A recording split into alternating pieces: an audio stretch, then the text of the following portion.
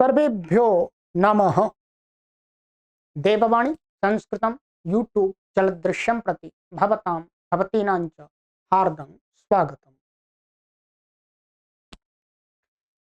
मित्रों, प्रौढ़ रचनानुवाद कौमुदी पुस्तक को पढ़ रहे हैं और आज हमारी कक्षा संख्या है सप्तषष्टितमी, 67वीं कक्षा है। ठीक है, 16वां हमारा अभ्यास चल रहा है मित्रों। ठीक है, और 16वें अभ्यास का पिछली कक्षा में मैंने आपको शब्दकोश और उसके अंदर जो धातु रूप थे वो मैंने आपको पढ़ा दिए थे। ठीक है, मैं पुस्तक अभी उठा रहा हूं इसलिए आपको बोल भी रहा हूं और इधर उधर भी मूव कर रहा हूं। ठीक है, तो शब्दकोश हमने पूरा पढ़ लिया था। चतुर्शब्द के सभी रूप हमने याद कर लिए थे। याच धातु उभयपदी थी, उसमें भी हमने पूरे आपको रूपों का उच्चारण करा दिया। आज की कक्षा में हम पढ़ेंगे मुख्य रूप से संधियां, और बहुत ही महत्वपूर्ण संधियां हैं, ध्यान रखेंगे। ठीक, इन कक्षाओं के अंदर अभी आप संधियां, तो बहुत सुंदर संधियां हैं ये। ठीक है, चलिएगा ओपन कर लीजिएगा मित्रों, और हमारे इस देववाणी निःशुल्क संस्कृत शिक्षण केंद्र के आप आर्थिक मासिक सदस्य अवश्य बने, जिससे हमारा काम निरंतर आगे चलता रहे बिना किसी रोक टोक के, बिना किसी बाधा के। ठीक है, चलिएगा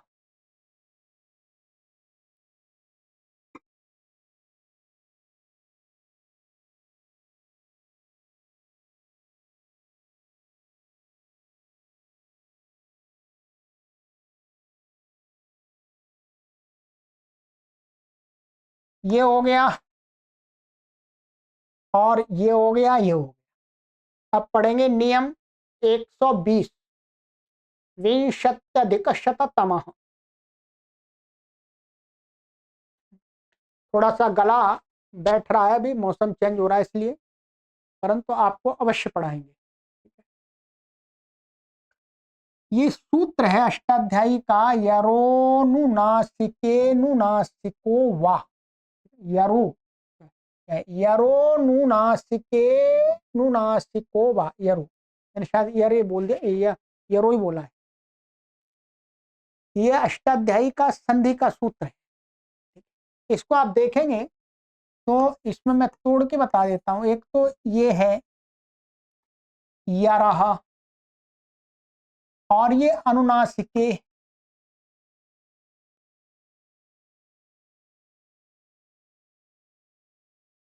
नासिके, और ये अनुनासिका और वाह, ऐसे इसके अंदर पद है। यर ये क्या है? प्रत्याहार। क्या है? प्रत्याहार। यर प्रत्याहार के अंदर कौन कौन से वर्ण आ जाएंगे? यर प्रत्याहार आपको हमने रचना अनुवाद कौमुदी में सिखाया था। यर प्रत्याहार के अंदर देखिएगा, एक तो आएंगे हा, हा हटा दीजिएगा। ठीक है, हा को हटा करके और स्वर को हटा करके, माने स्वर हैं उनको हटा दीजिएगा और व्यंजनों में से हल हटा दीजिएगा, वो हा, हा। और बाकी जितने भी वर्ण बच गए वो क्या है? यर हैं, क्योंकि हा, या, व, र, ल हो गया, और वर्ग के पंचम अक्षर हो गए, वर्ग के चौथे हो गए, तीसरे हो गए, दूसरे हो गए, प्रथम हो गए, और ऊष्म में से श श श तीनों आ गए। तो यर प्रत्याहार का अर्थ हो गया कि जो अच को छोड़ करके, स्वर को, और व्यंजनों में ह, हा को छोड़ करके सभी व्यंजन, वो, परंतु सब में नहीं लग, वो प्रत्याहार ले लिया है। अनुनासिक, अनुनासिक क्या होता है? जो नासिका से बोला जाने वाला, मैं नासिका के सहयोग से बोले जाने वाला वर्ण।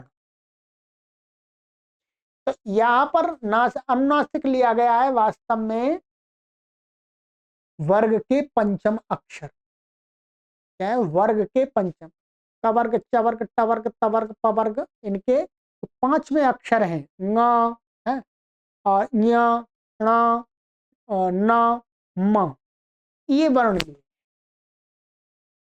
तो इसका अर्थ क्या बनता है, अब देख लीजिएगा कि पदांत, पदांत माने शब्द के अंत में जो पद होता है उसके अंत में यदि यर, यर, यर का अर्थ ह के अतिरिक्त सभी व्यंजन, वही मैंने बताया ह को छोड़ करके सभी व्यंजन के बाद अनुनासिक माने वर्ग का पंचम अक्षर हो तो यर को अपने वर्ग का पंचम अक्षर हो जाएगा। शब्द के अंत में यर हो और उसके बाद में अनुनासिक हो, इसका मतलब जो दूसरा शब्द आएगा उसका पहला वर्ण क्या होना चाहिए, अनुनासिक। अनुनासिक का अर्थ है वर्ग का पंचम अक्षर। तो क्या होगा, जो जो पदांत यर है उसके अंदर जो वर्ण है तो उसी वर्ग का पंचम हो जाएगा। अब मुख्य रूप से इसमें क्या आ गया, पंचम माने यर के अंतर्गत क्या आएगा, एक तो वर्ग के चौथे तीसरे दूसरे पहले, ये मुख्य रूप से वर्ण आएंगे। पांचवा तो पांचवा है ही पहले से है, पंचम वर्ग का पंचम अक्षर को पंचम अक्षर तो क्या करेंगे। तो मुख्य रूप से ये सूत्र कहां लगेगा कि पदांत माने पद के अंत में यदि वर्ग का पहला अक्षर मन वर्ग के पहले अक्षर हो, वर्ग के दूसरे अक्षर हो, अथवा वर्ग के तीसरे अथवा चौथे, और इसके अलावा श श श न को नहीं आएगा इसमें, उसका कोई वो नहीं होता अनुनासिक। य व और ल ये वर्ण आएंगे। क्या है? य व ल, य व ल जब आप व्याकरण पढ़ते हैं तो ये कैसे अनुनासिक भी है। ये क्या होता है, यह दो प्रकार का, एक ऐसा है और एक ये सानुनासिक है। ठीक है, तो मुख्य रूप से ये भी कहीं पद के अंत में मिलेगा ही नहीं, आप पद के अंत में यह नहीं मिलेगा। पद के अंत में आपको यही शब्द मिलेंगे वर्ग के पहले दूसरे तीसरे चौथे, उन्हीं में ये सूत्र लगे। ठीक है, आइएगा। तो क्या है, यह नियम ऐच्छिक है। ऐच्छिक का मतलब आप इस संधि को कर भी सकते नहीं भी कर सकते। जैसे तत प्लस न, अब देखिए ये त पद के अंत में, ये क्या है, द्वितीय विभक्ति एक वचन का रूप है नपुंसकलिंग का, वो प्रथमा व्यक्ति नपुंसकलिंग का प्रथमा का एक वचन अथवा द्वितीय का एक वचन हो सकता है। ठीक है, तो ये अब ये त पद के अंत में,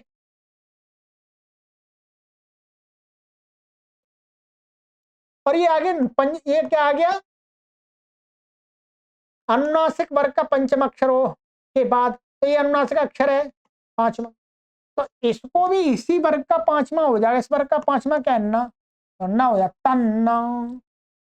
तो आप इसको दो प्रकार से बोल सकते, तत् न और तन्न। ऐसे तदमयम, तो यहां पर देखो तन्मयम सरल है, वाक्मयम तो वांगमयम, का को न हो गया, हो गया।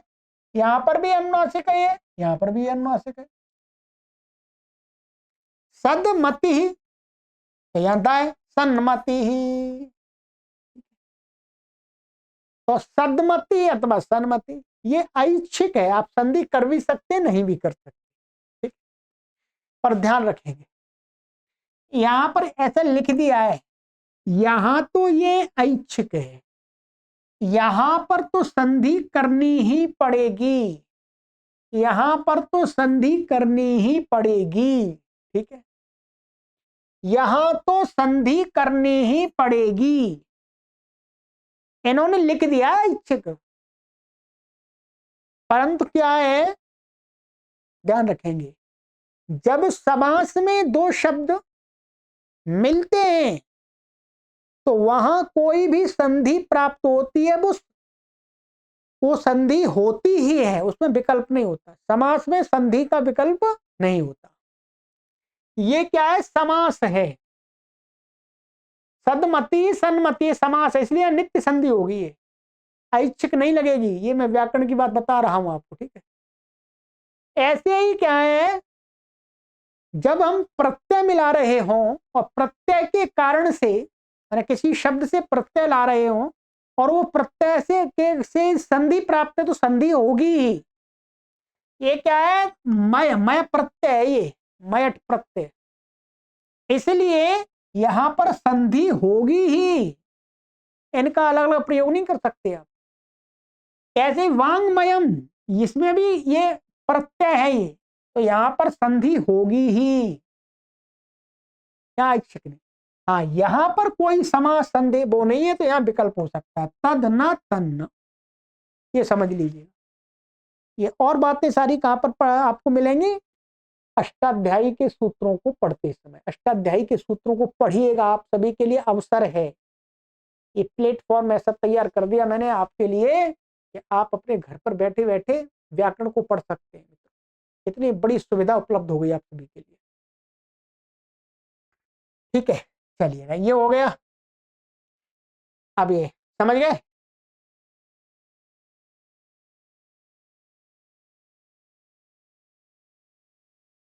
नियम 121, एक विंशत्यधिक शततम तोरली, ये सूत्र है। तवर्ग के बाद ल हो तो तवर्ग को ल हो जाता है। तवर्ग का कोई अक्षर है और आगे आ रहा है तो ला आ रहा है, कोई के बाद ला आ रहा है, तो जो तवर्ग का अक्षर है उसको क्या हो जाएगा, ल हो जाता है उसको भी। अर्थात त या द, ला, ये पहला दिखा रहे हैं कि या तो त मिलेगा या द मिलेगा तवर्ग में से, तो उसको भी ल ऐसा हो जाएगा, त ल ल, त और द ल ल ऐसा। और न मिल सकता है दूसरा, न प्लस ला, तो इस न को जो ला होगा वो कैसा होगा, ये सानुनासिक होगा, ये ध्यान रखेंगे। जब तवर्ग का जो न है, न को जब ला आगे आएगा तो इसके स्थान में जो ला होगा वो कैसा होगा, सानुनासिक। ला दो प्रकार का है, ला एक हमारे पास में ऐसा है निरनुनासिक, और दूसरा है सानुनासिक, ये मैंने बताया था आपको, भी बता रहा था, या है जैसे। तो इस न के स्थान में जब ला करेंगे तो ये वाला नहीं होगा, क्योंकि ये ना अनुनासिक है, तो अनुनासिक के स्थान में अनुनासिक ही ला होगा, ये वाला होगा, ठीक है। तो इस प्रकार से ये वास्तव में ला के ऊपर चंद्र बिंदी है।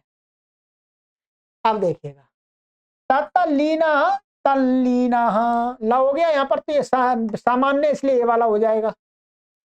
विद्वान लिखती, तो अब देखिए विद्वान लिखती, ये वाला जो ये वास्तव में ये है, ये क्या है, ये टाइपिंग में जब कंप्यूटर टाइपिंग करते हैं तो दिक्कत आती है, ऐसा फॉन्ट बनाया नहीं किसी ने, इसलिए क्या है, इनको यहाँ पर ये चंद्र बिंदु लगा दिखाई देता है। ये वास्तव में चंद्र बिंदु कहां पर है, इस ला के ऊपर, इस वाले के, ये अनुनासिक नहीं, ध्यान रखेंगे, ला अनुनासिक है। यहां पर बताया था ना, ये दिखाया था, ये इस वाले ला के ऊपर लगाया था ना। तो वैसे पुस्तकों में आपको कहीं पर होता था, जो अनुनासिक ला होता है उसके पूर्व वाले अच के ऊपर अनुनासिक चंद्र बिंदु लगा दिए, वो गलत है कहने को, परंतु वो टाइपिंग में आता ही नहीं है, समस्या तो ये फॉन्ट कोई बना नहीं है, बनाना चाहिए, ध्यान नहीं है। तो ये वास्तव में अनुनासिक क्या है, ला अनुनासिक होगा। यदि आप लेखनी से लिखते हैं तो फिर आप इस पर ही ला, पहले बार ला पर एक चंद्र बिंदु लगाइएगा, विद्वान लगाइए, विद्वान लिखती, विद्वान लिखती, क्योंकि आप लगा देंगे तो अनुनासिक हो जाएगा, आपको अनुनासिक नहीं करना है यहाँ पर, सानुनासिक।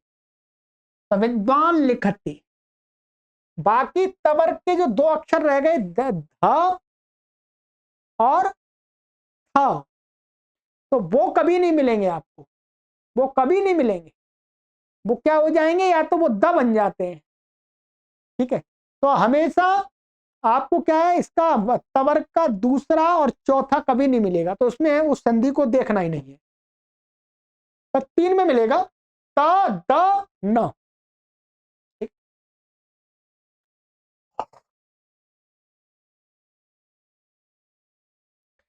चलिए इसको अच्छी प्रकार से समझ लीजिएगा, ये मैंने समझा दिया, ठीक है।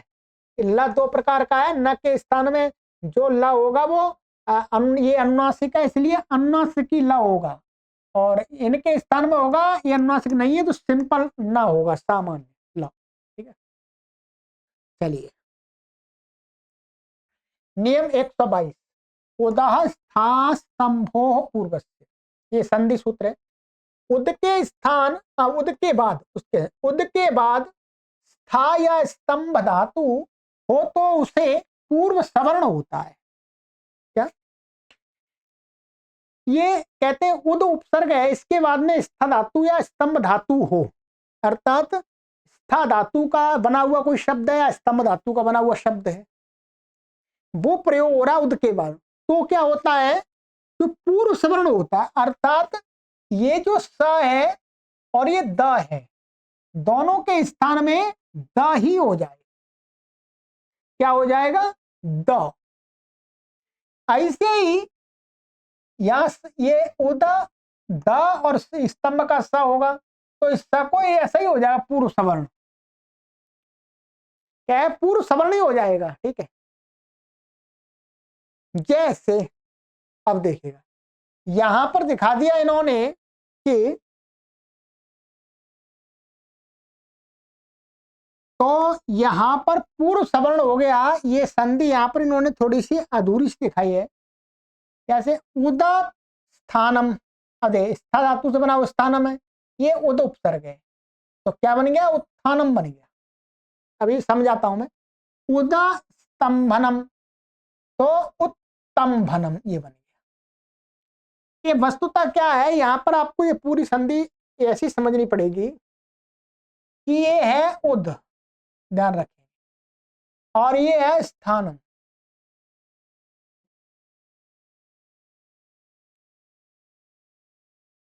ठीक है, अब इस संधि ने कहा कि इस सकार को पूर्व सवर्ण हो जाएगा, अर्थात इस वर्ग माने इस ऐसा ही हो जाएगा, सा को द वर्ण वाला हो जाएगा। तो यहां पर क्या है, स के स्थान में द वर्ग वाला करते हैं, इसको पूर्व सवर्ण द वर्ग वाला हो जाएगा।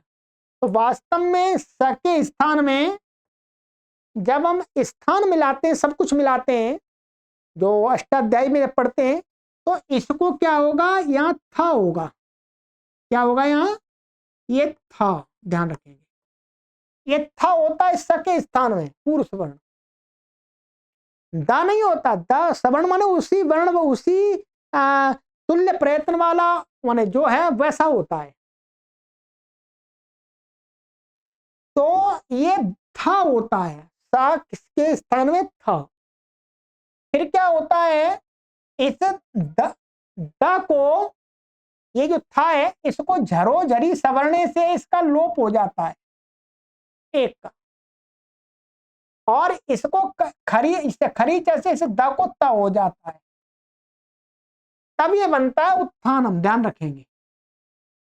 ठीक है, ये संधि यहां पर क्या होता है, स को था होगा, ध्यान रखेंगे हमेशा, ऐसे यहां पर भी होगा, फिर उस था को लोप हो जाता है झरो झरी सवरणे से। ठीक है, तो ये अष्टाध्यायी भाष्य में पढ़ाते हैं, तो यहां पर तो इतनी संधि आप समझनी है कि पूर्व सवर्ण होता है, और पूर्व सवर्ण होने के बाद में जो यहां पर स के स्थान में होगा जो थ ही होगा, और यहां पर भी स के स्थान में था होगा, इस थ का क्या हो जाता है, लोप हो जाता है, एक बार लोप हो गया इसका, तो इसलिए और फिर एक खरी चलक करके द कुत्ता हो गया है, तो उत्तंभनम और उत्थानम। ये हो सकता है आपको यहाँ पर कठिन लगे, क्योंकि ये वहां पर जब अष्टाध्यायी भाष्य प्रथमा वृत्ति में आप पढ़ेंगे तो वहां पर पूरा समझ में आएगा, क्योंकि वहां पूरा बताया है, मैंने पढ़ाया भी है पूरा। ठीक, तो यहां आपको इतना ही समझना है कि पूर्ण सवर्ण होकर के और ये फिर हट भी जाता है ये वाला। ठीक है, चलिएगा, ये बहुत कम जगह इसका प्रयोग होता है, अब दो धातुओं में तो होगा, केवल उद उपसर्ग के साथ में। नियम 123, झयो होन्य तरस्य, ये कहता है झय माने वर्ग के प्रथम द्वितीय तृतीय चतुर्थ, जय आ गए, जय प्रत्यार में ही आते हैं, के बाद ह हो, इन वर्णों में से किसी वर्ण के बाद में ह हो तो उसे विकल्प से पूर्व सवर्ण होता, विकल्प ना हो, हा को पूर्व के जो इससे पूर्व में जो वर्ण है इनमें से उसी के वर्ण वाला हो जाता है, पर कौन सा होगा, चौथा होगा, ध्यान रखेंगे। जैसे वाग हरि, अब संधि करेंगे यहां पर, तो ये इससे पूर्व में क्या है, वर्ग का तीसरा अक्षर है ये, तो इस हा को इसी के वर्ग वाला हो जाएगा, कौन सा होगा, तो हा के स्थान में जब कोई वर्ण आदेश करते हैं तो वर्ग का चौथा होता है। ये वर्णोच्चारण शिक्षा में पढ़ाया है कि हकारेण चतुर्था, वर्ग के चौथे जो अक्षर हैं उनके समान हकार को समझना चाहिए। ठीक है, तो इसलिए आप हा को पूर्व सवर्ण करेंगे तो घ होगा, तो वाग घरी, घरी ही, तद हिता, तो तद हिता या द, तो ये तवर्ग हो जाएगा इसको, तो चौथा क्या होगा, दव तवर दव द का चौथा क्या है, तवर्ग का चौथा ध, तो तद हिता, इस बात को समझ लीजिए। अब ये घा इसी के वर्ग वाला है, इसी के वर्ग वाला है, इसी का सवर्ण ही है, और ये धा इस द के सवर्णी है, और ह के स्थान में होगा चौथा। ठीक है, तो चलिएगा, ये संधि, ये तो ये अच्छी प्रकार से समझ लीजिएगा, इसको स्मरण कर लीजिएगा, ये कम प्रयोग होती है परंतु इसमें कंफ्यूजन हो जाता है, आपको कहीं ऐसा लिखा हुआ दिखाई देगा तो आप कंफ्यूज हो जाएंगे ये है क्या, वाग घरी ही, वाग घर ही, संधि आपको पता है तो समझ जाएंगे, वाग हरि ही। नियम 124, षष्ठोटी, पदांत झय माने पद के अंत माने शब्द के अंत में, पदांत के अंत में, जहां वर्ग के पहले दूसरे तीसरे चौथे अक्षर, ये तो अब समझ गए बार बार क्या बोलना, कवर्ग चवर्ग टवर्ग पवर्ग तवर्ग पवर्ग, इनके पहले दूसरे तीसरे चौथे पांच में छोड़ दीजिएगा। इसके बाद यदि श हो, जो दूसरा शब्द है उसका पहला अक्षर श हो, तो उसे छ हो जाता है, श को क्या हो जाएगा, छ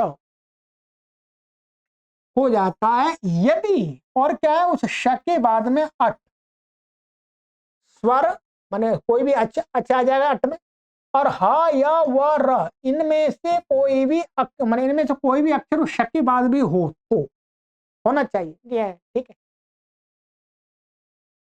पहले शब्द के अंत में ए वर्ण देखने, फिर इसके बाद जो दूसरा शब्द आ रहा है उसका पहला अक्षर श होना चाहिए, उस श के पीछे इनमें से कोई वर्ण होना चाहिए। ठीक है, नियम 116 से छ के पूर्ववर्ती तकुच्च, 116 नियम हमने आपको पढ़ाया था, ष्टुत्व संधि क्या है, ष्टोष्टुनाष्टु, देख लीजिएगा पीछे, उससे क्या है, जब छ के पूर्ववर्ती माने छ हो गया, छ से पहले यदि ता आ रहा है, क्या ता आ रहा है, तो ता को क्या हो जाएगा, च हो जाएगा, ध्यान रखें। इनमें से यदि ता आ रहा है तो उस ता को च हो जाएगा, बाकी दूसरे अक्षर जैसे वैसे रहेंगे, कोई संधि प्राप्त तो हो जाएगी, जैसे तत् शिवा, तो यहां पर क्या बन गया, देखिए ये तत है, अब ये क्या है, ये झय है, प्रथम वर्ण है, ये शब्द का अंत है, ये पद का अंत है। श आ गया, श के बाद में ई है, अट में आ गई। अब ये श को क्या हो गया, छ, त और ये छी व ह, छिपा। अब स्तुष्णश्चु लग जाएगा वो, तो इस त को क्या हो जाएगा, च, और तच्छिवा। दो संधियां हो गई। सतशील, तो सच्छील, यहां पर भी हो गया, ठीक है, श को अच्छा हुआ, सच्छील, तो ये हो गया। चलिए, ये संधि भी बहुत विशेष है, इसको भी अच्छी प्रकार से समझिए। नियम 125, खारिच, झलो माने पहले दूसरे तीसरे चौथे, ये झल के अंतर्गत आ गए। इनमें कहते हैं कि वो चर, ठीक है, एक बात और बताऊं आपको, यहां पर ये कहा था, यहां पर भी कहा था, यहां पर भी कहा था कि पदांत झय, और झय के अंदर ये कहा था वर्ग के पहले दूसरे तीसरे चौथे पहले, परंतु ये जो आ रहा था इसमें, ठीक है,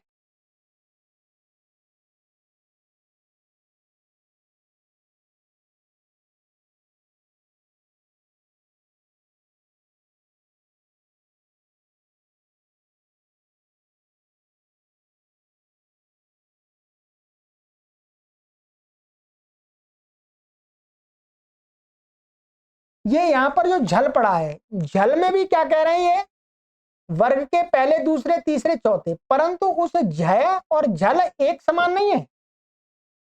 झय में दूसरे वर्ण भी और आते हैं, झल में, वो झल में कौन से आते हैं, श श श और हा, ये भी जुड़ेंगे इसमें।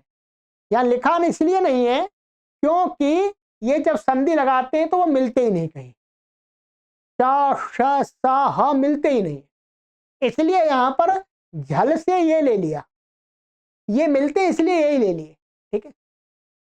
तो इन वर्णों को चर माने प्रथम, माने उसी वर्ग के प्रथम अक्षर होते हैं, क्या, उसी वर्ग के प्रथम अक्षर हो जाते हैं, माने इनमें से कोई भी होगा तो झलों को चर उसी वर्ग का पहला अक्षर हो जाएगा, और पहले को भी पहला, दूसरे को भी पहला, तीसरे को भी पहला, चौथे को भी पहला। यदि बाद में खर, बाद में, इनके बाद में वर्ग का पहला, दूसरा अथवा श श स, इनमें से कोई अक्षर हो तो, समझ में आ गया, वर्ग के पहले दूसरे तीसरे चौथे इन वर्णों के बाद में उससे, माने इन वर्णों को अपने वर्ग का पहला अक्षर होता है, यदि इनके बाद में कोई वर्ग का पहला, दूसरा, श श स, इनमें से कोई आ रहा हो तो, ठीक है। तो सदकार, सत्कार, अब देखिए ये क्या है, तीसरा है, ये पहला आ गया, तो इसको पहला ही हो गया, सत्कार। तद पर, क्या है, तद पर,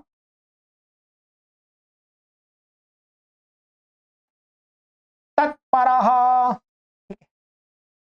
सदपुत्र, सत्पुत्र, तो सदपुत्र, सत्पुत्र, तो द को क्या हो गया, त हो गया, ठीक है। चलिए, ये संधि भी बहुत विशेष है, खरीच बार बार लगती है, ठीक है। ये तो केवल एक या दो का ही दिखाया, बहुत एक का ही दिखाया उन्होंने, द का दिखाया है, इसी प्रकार से आपको ब का भी मिलेगा, और भी अनेक मिलेंगे, ठीक है। ये केवल इतना ही नहीं है इसमें, ठीक है, ये तो शॉर्टकट में इन्होंने दिखाया है यहाँ पर।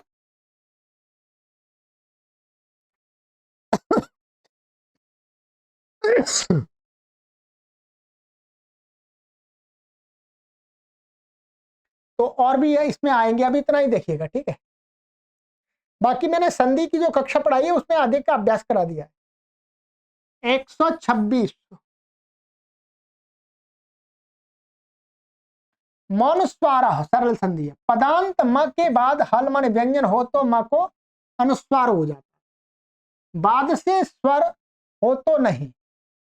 पद के अंत में, शब्द के अंत में यदि म होगा और तो क्या है, उसको म हो जाएगा। और बाद में यदि कोई स्वर आ रहा है, कोई दूसरा शब्द आ रहा है, उसका पहला अक्षर स्वर आ गया, फिर नहीं होगा, फिर तो म ही रहेगा। तो ये आ गया। जैसे कार्यम कुरु, तो कार्यं कुरु, सत्यं वद, धर्मं चर, अनुस्वार हो गया। कार्यम, सत्यम, धर्मम ऐसा था, पद के अंत में आगे क्या आ गया, व्यंजन आ गया, इसलिए। पर बाद में व्यंजन होना चाहिए, बाद में क्या हल पर व्यंजन हो तो म को अनुस्वार हो जाएगा, ठीक है। स्वर होगा तो नहीं होगा। जैसे सत्य म अस्ति, अब यहां पर नहीं होगा क्योंकि आगे आ रहा है, इसलिए। नियम 127, नष्टा पदांतस्य झलि।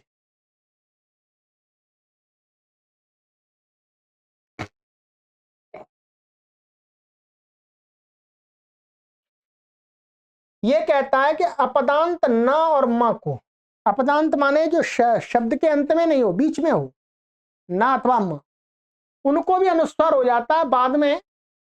झल माने वर्ग का पहला, दूसरा, तीसरा, चौथा और ऊष्म हो। ऊष्म माने श, श, स और ह, ये भी आ जाए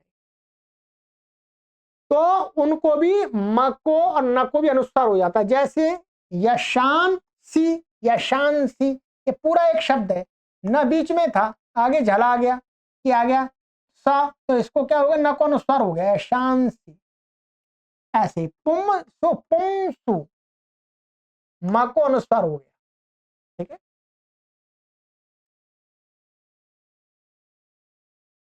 चलिए आगे संधि है हमारी, नियम 128, अनुस्वार से यही परस वर्ण। हाँ, अनुस्वार के बाद यही, यह का अर्थ है ऊष्म को छोड़कर सभी व्यंजन।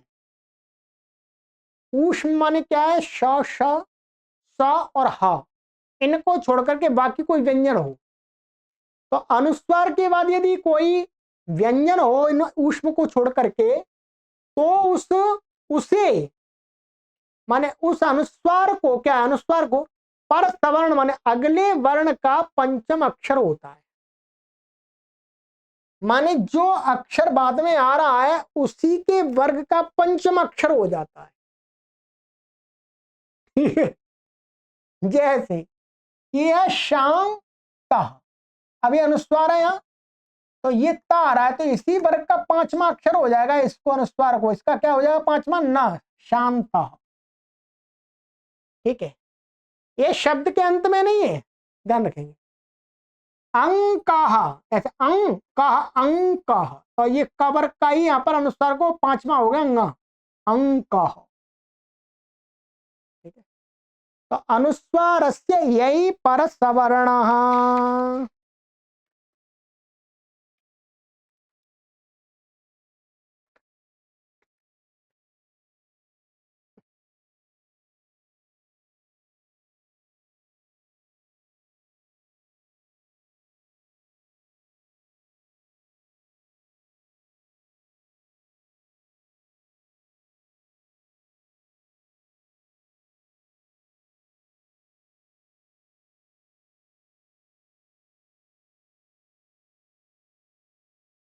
तो ये हो गया, ये शब्द के बीच में ही मिलेगा, ध्यान रखेंगे, ये वाला सूत्र वही लगेगा या शब्द के बीच में अनुस्वार हो उसी को लगेगा। चलिएगा इस अभ्यास की अंतिम संधि, काफी संधियां आ गई, अभी और भी है। नियम 129, नमो ह्रस्वादची गमुनंत्यम। ये कहता है कि ह्रस्व स्वर के बाद ङ न हो और बाद में कोई स्वर हो तो बीच में ङ न और लग जाता है। इसको इस प्रकार समझना है कि ह्रस्व कोई स्वर है, स्वर माने अच। उसके बाद में शब्द में क्या है, ये ङ ण ना में से कोई भी एक आ रहा है, ठीक है। फिर उसके बाद कोई स्वर हो, चाहे वो दीर्घ हो चाहे कैसा भी, स्वर होना चाहिए। तो उस स्वर को यदि इसके बाद में है अचस्वर, तो इसके बाद होगा तो ये हो जाएगा, उसको ये तो रहेगा ही, एक और ऐसा आ जाएगा। यदि इसके बाद में होगा तो एक और ये और लग जाएगा, यदि इसके बाद में होगा तो ये एक और लग जाएगा। जैसे प्रत्यंगात्मा, यहां पर क्या था, ये ऐसा था प्रत्यंग, ठीक है, और इधर आत्मा है, ठीक है। अब ये जो ह्रस्व है इसके बाद में ङ है और इधर ये स्वर आ गया, तो इसको क्या हो जाएगा, ऐसा ही एक और आ जाएगा, तब प्रत्यंगात्मा। यहां पर सुगण सुगणीश, सुगणीश, तो सुगण शब्द है ये ऐसा,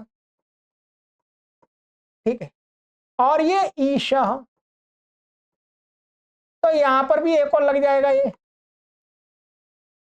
ऋण है तो ऋण लगेगा, ठीक है। ऐसे ही सन अच्युता सन्नच्युता, तो यहां पर न को, यहां देखिए ह्रस्व तो भी कोई बात नहीं है, तो यहां न के बाद न लगेगा एक और, सन्नच्युता। तो गमो ह्रस गमो ह्रस्वादच्ची गमुण नित्यम, ये हो गया। चलिएगा, ये संधियां हो गई आपकी, बहुत महत्वपूर्ण है एमए आदि जो विद्यार्थी उनके लिए। इसके अलावा भी अनुवादों को बनाइएगा, फिर मिलान कराते हैं आपको, फिर अगली कक्षा में आपको पढ़ाएंगे 17वां अभ्यास, ठीक है। इसकी अगली कक्षा हमारी होगी 68वीं कक्षा होगी गृह कार्य के मिलान की, और उससे अगली होगी 17वें अभ्यास, ठीक है। सर्वेभ्यो नमः।